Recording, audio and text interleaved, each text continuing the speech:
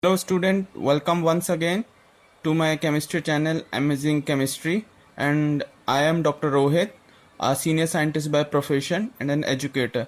So today this is the second video of chemical kinetics. So now come on to the topic.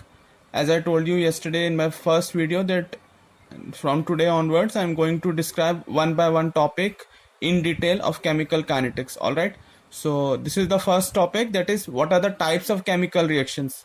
So there are three kinds of chemical reactions. First is very slow, then very fast, and moderate reactions.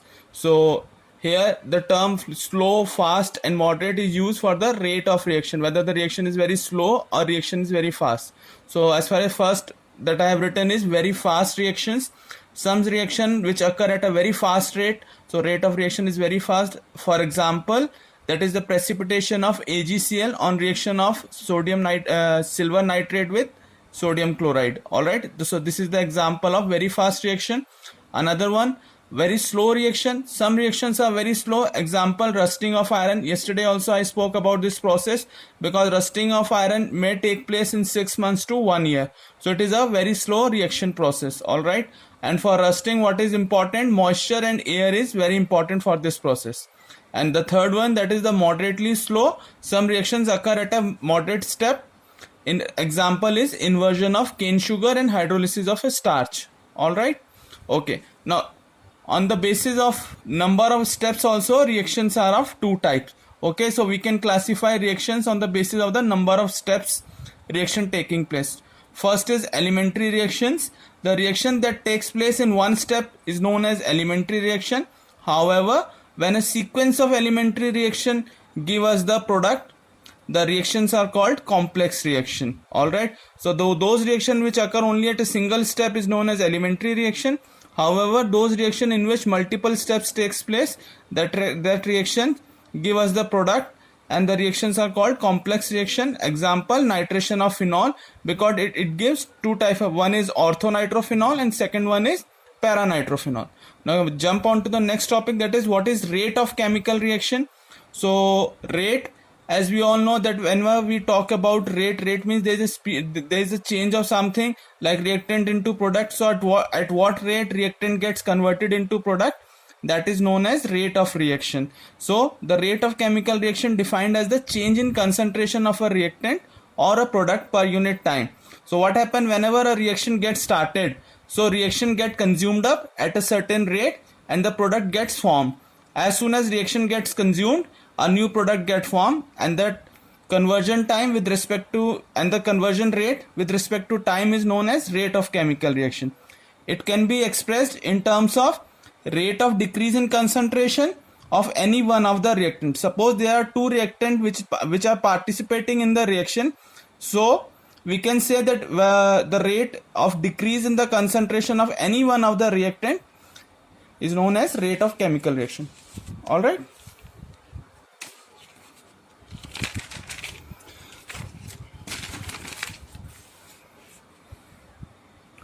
Now moving on to the next, that rate of increase in concentration of any of the product is also known as rate of reaction. So whenever we talk about the rate of reaction in terms of reactant, so there will be decrease in the concentration of reactant, and whenever we talk about the rate of reaction in terms of product, so there will always be an increase in the concentration of product. Alright, suppose one mole of R reactant, suppose there is a reactant represented by R. So what happens when 1 mole of R reacts?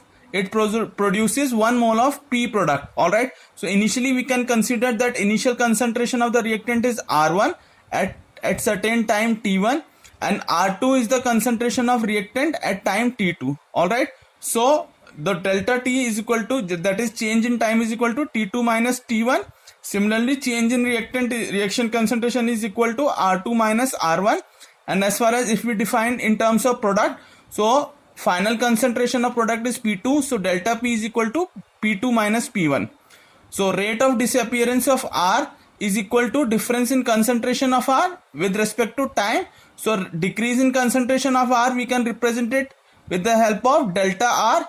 And as I talk about that, always what happen whenever reaction occurs, so there will be a decrease in concentration of reactant, so that has to be represented by a negative sign. Alright, so disappearance of reactant is always represented by minus delta R by delta T. And whenever we talk about product, so it has to be delta P plus delta T, but for product it has to be positive, okay, because there is an increase in concentration of product, however there is a decrease in the concentration of reactant. Here I have given an example of decomposition of phosphorus pentachloride. What happened? Phosphorus pentachloride decomposed into phosphorus trichloride gas and a chlorine gas. So whenever we write down the rate, what happened? Reactant has to be written as a negative part. So here I have written minus delta PCl5 with respect to time t, that is delta t, and in terms of product what we have to write down, delta PCl3 upon delta t, and the second product is delta chlorine upon delta t. So here is the rate expression for this reaction, that is decomposition of PCl5.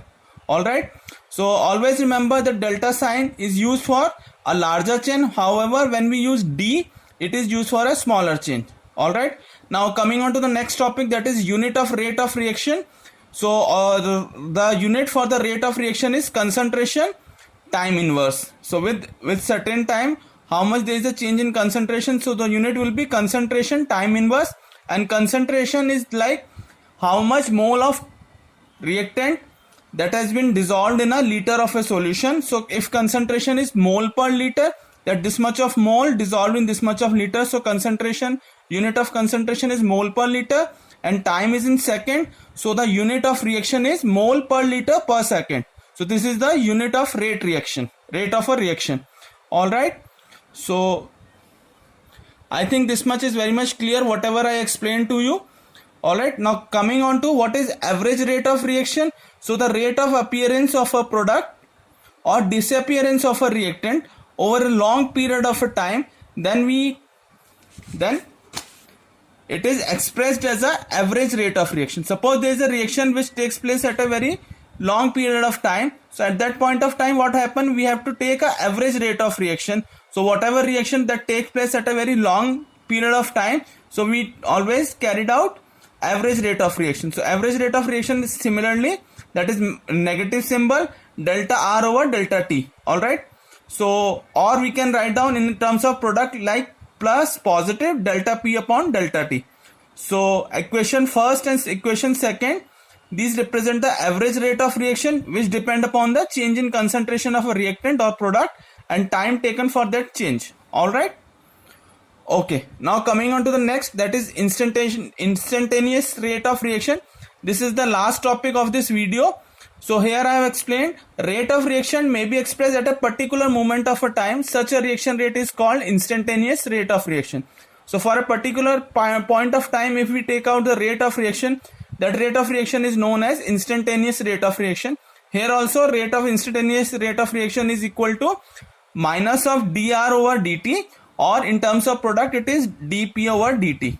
So delta t is a instantaneous rate, or is equal to, when delta t is equal to 0, at that point of time instantaneous, like initially at initial reaction, instantaneous rate is equal to average rate. Alright, so this is all about for today, and in the coming videos I will explain all other topics like order of reaction, molecularity and various numericals on this topic. Please like and subscribe my channel to motivate me. Please press the thumbs up button. It will be a great motivation for me. I've been working hard for you guys. So I hope you like this video, and please subscribe my channel. Thank you so much. Your guide and mentor, Dr. Rohit. Thank you.